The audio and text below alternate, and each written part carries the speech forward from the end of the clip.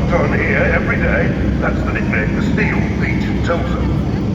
And right where you're standing now was the Temple for a melting shop, the heart of this vast steelworks.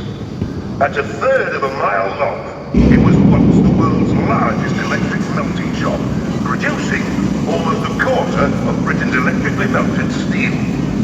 Over 1.25 million tons of cast ingots a year. Engineering steels, the flesh and bone of car engines, gearboxes, transmission systems, and road-carrying bearings. The railways of the world ran on wheels made from steel melted right here in Templeborough. But that was yesterday. Today, you're looking at a dragon's graveyard. Down there is all that's left of one of man's mightiest crucibles of creation, an electric arc furnace. Only that particular beast, E-furnace in Templeborough, pioneered many techniques which set the standard for manufacturing engineering steels worldwide. Since 1993, it's lain idle. The melters who worked it used to say that once roused, life in that pit was like standing on the rim of a volcano. Its roar made your eardrums ring. Its breath quenched your energy. And its fury could snuff you out in the blink of an eye.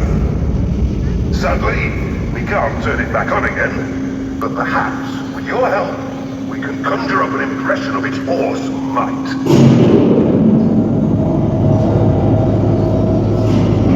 Imagine what it must have been like back in December 1977, when for 1 week, this furnace held the world record and turned out more steel than any other electric furnace anywhere else in the world. What you're about to witness is a representation of how scrap steel was recycled by an electric arc furnace. A process that once took 90 minutes. But first, let's make sense of where you are. Why it's significant in the history of steelmaking, and what you're about to witness. First, this melting shop is as big as a cathedral, so you navigate your way around by landmarks. Way down to your right, past 4 more furnaces like this one, is the Sheffield end. Over to your left, past F furnace, is the Rotherham end, where the molten steel is refined, cooled, and cast into giant pieces known as billets, before being shipped on for finishing, and then onto manufacturers worldwide. Here, in the middle, where you are, is where the melting takes place. That tin, incidentally, is scrap being loaded, ready to charge the furnace. It's stored in huge pens behind where you're standing. Up until the 1960s, steelmaking was a back-breaking process. Armies of men toiled day and night, stocking row upon row of greedy, smoke-belching, coal-fired open hearth furnaces. At the flick of a switch, this electric arc furnace changed all that. Our appetite for cars drove up demand for cheaper steel. Cheaper steel meant faster production, forcing steelos to harness the power of a lightning bolt.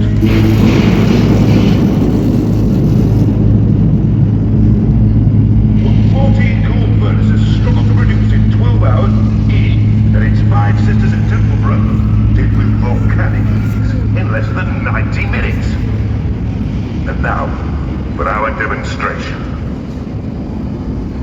First, you need power. The transformer house delivers it.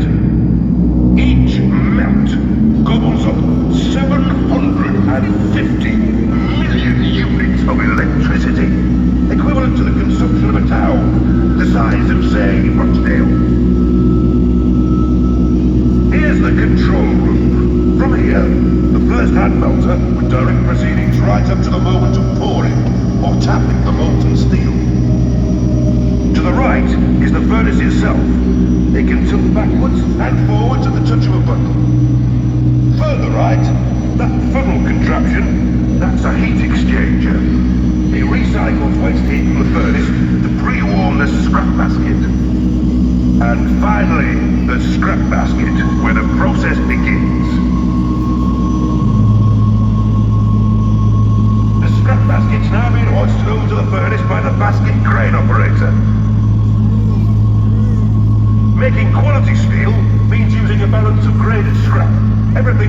up as big as girders to industrial waste like metal shavings and nuts and bolts. It's mixed up with limestone, which soaks up impurities, and pig iron to give it zest by aiding combustion. In order to achieve maximum melt, the team will need to charge the furnace twice. That's it! Is the furnace lid being swung out of the way, ready to receive the first charge? What's critical is aiming 80 tons of scrap directly into the furnace.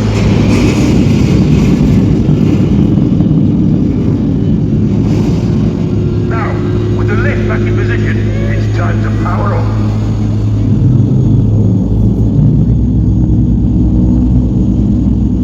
Lowered through holes in the furnace lid are 3 giant graphite electrodes, 5 meters tall.